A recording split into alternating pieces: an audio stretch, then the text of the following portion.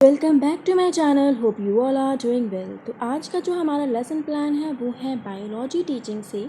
सबसे पहले जब हम लेसन प्लान लिखते हैं ना तो हम लेसन प्लान का नंबर मेंशन करते हैं, जैसे मैंने यहाँ पर मेंशन किया है 04।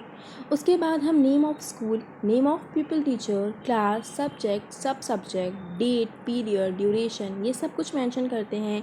साथ ही साथ हम टॉपिक मेंशन करते हैं जिस टॉपिक पर हमारा लेसन प्लान है। उसके बाद हम जनरल ऑब्जेक्टिव्स लिखते हैं, जैसे कि to develop a technical and instrumental approach to solve problem, to create interest among student in biological science, to develop observation power among student.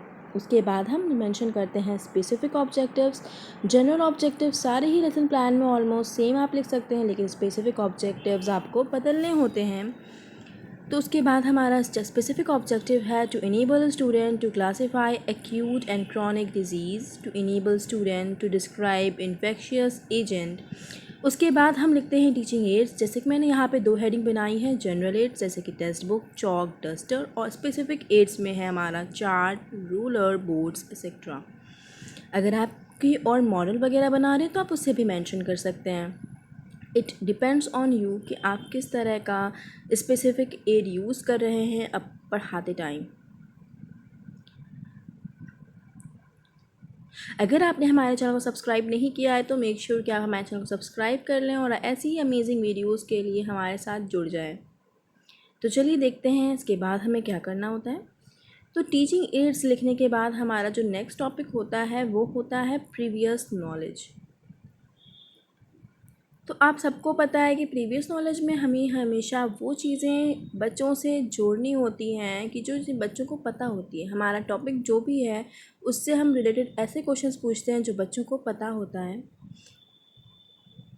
और हम ये अज्यूम करते हैं कि हाँ, बच्चे अगर डिज़ीज़ पढ़ने वाले हैं तो उनको हेल्थ के बारे में कुछ बेसिक नॉलेज तो ज़रूर होगी।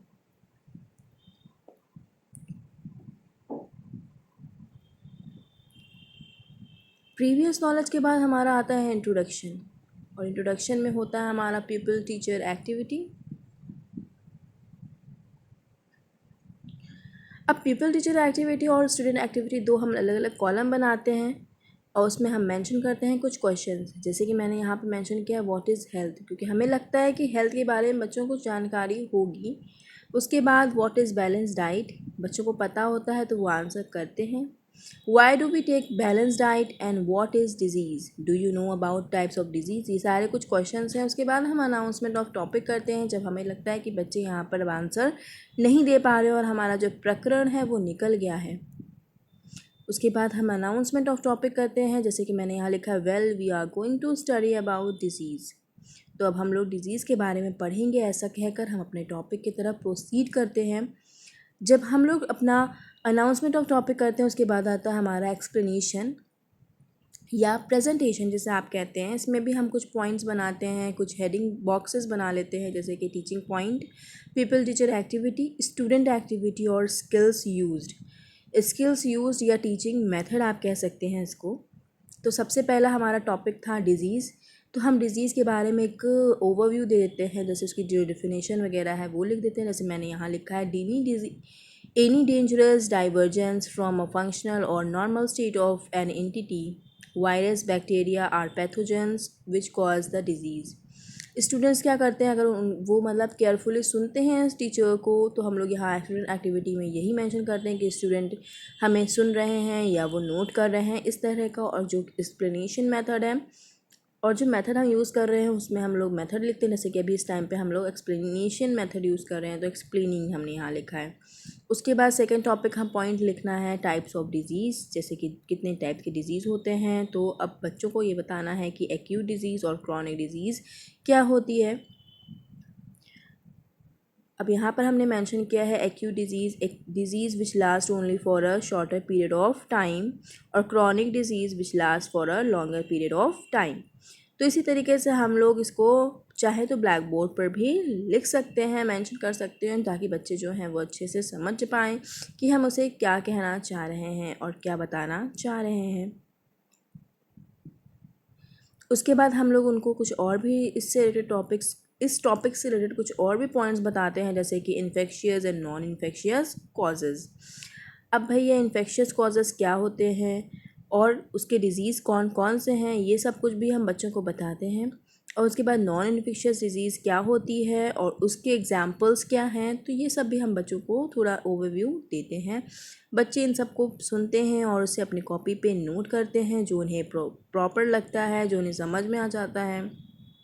अच्छा, बीच बीच में हम लोगों को डेवलपिंग क्वेश्चंस भी पूछने होते हैं। मैंने यहाँ शायद मेंशन करना भूल गई हूँ, बट आप इसे मेंशन कर लीजिएगा कि बच्चों से बीच बीच में कुछ डेवलपिंग क्वेश्चंस भी पूछने होते हैं। जैसे कि अगर हमने पढ़ाया है डिजीज़ और टाइप्स ऑफ डिजीज़, तो उस टॉपिक के बाद आप पूछ सकते हैं कि can anyone tell me the types of disease, और इस तरीके से कुछ क्वेश्चंस ऐसे कि ताकि आपको ये पता लग पाए कि बच्चे आपको समझ रहे हैं या नहीं।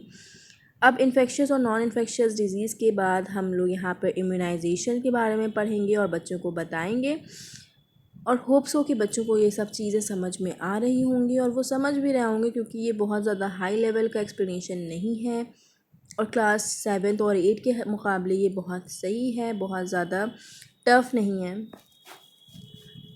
अब प्रेजेंटेशन के बाद हमारा आता है ब्लैक बोर्ड वर्क। तो ब्लैक बोर्ड वर्क में हम लोग क्या करते हैं कि जैसे कि जो हमने पढ़ाया है उसका एक शॉर्ट रिव्यू दे देते हैं, या जो इम्पोर्टेंट पॉइंट्स होते हैं, डायग्राम्स होते हैं, तो वो सब कुछ हम लोग इस पर ब्लैक बोर्ड वर्क पर करते हैं। यहाँ पे ब्लैक बोर्ड वर्क में मैंने acute disease, chronic disease, infectious disease और नॉन इन्फेक्शियस डिजीज़ के एग्जांपल्स को लिखा है और उसकी थोड़ी डिफिनेशन भी बताने की कोशिश की है, ताकि बच्चों को एक शॉर्ट में उनको रिव्यू मिल जाए। अब ब्लैक बोर्ड वर्क के बाद आता है रिकैप्चुलेशन। रिकैप्चुलेशन में हमेशा हम कुछ सवालात बच्चों से पूछते हैं जिसके वो जवाब देते हैं। जैसे कि यहाँ पे हमने पूछा है what do you know about disease, what are chronic disease, what do you know about acute disease, what are the examples of chronic disease.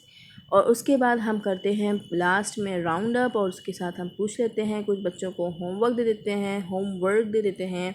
जैसे कि हमने यहाँ पर 3 क्वेश्चन दिए हैं, आप चाहें तो 3 से 5 क्वेश्चन तक भी दे सकते हैं। ऐसे क्वेश्चंस दीजिए जो बच्चे अपने आराम से घर पे कर पाएँ और उनके टाइम भी वेस्ट ना हो।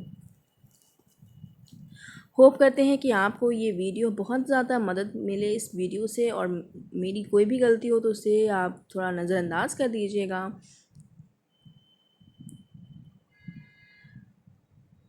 और अगर आप ऐसे ही कुछ लेसन प्लान्स की वीडियोस चाहते हैं तो आप हमारे चैनल को सब्सक्राइब कर दीजिए और बेल आइकन को भी प्रेस कर दीजिए, ताकि आपको हमारे आने वाली वीडियोस की नोटिफिकेशन मिलती रहे।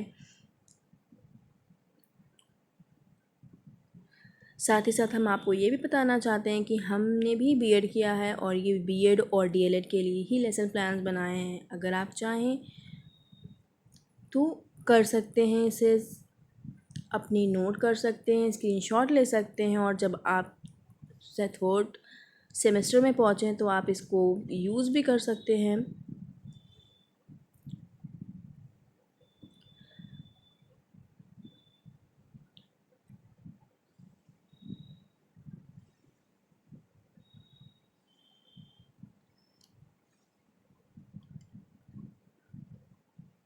बहुत बार ऐसा होता है ना कि हम लोग बहुत ज़्यादा सा चैनल पे देखते हैं कि कहीं पर हमको कुछ कंटेंट मिल जाए बहुत सा जगह पर, क्योंकि हमारे जो कॉलेजेस होते हैं वहाँ पर मोस्टली बच्चे हिंदी में ही अपना लेसन प्लान लिख रहे होते हैं। अगर जो इंग्लिश वाले होते हैं उनको बहुत ज़्यादा तकलीफ़ होती है, बहुत दिक्कत होती है, परेशानी होती है, उन्हें बहुत ज़्यादा परेशान होना पड़ता है।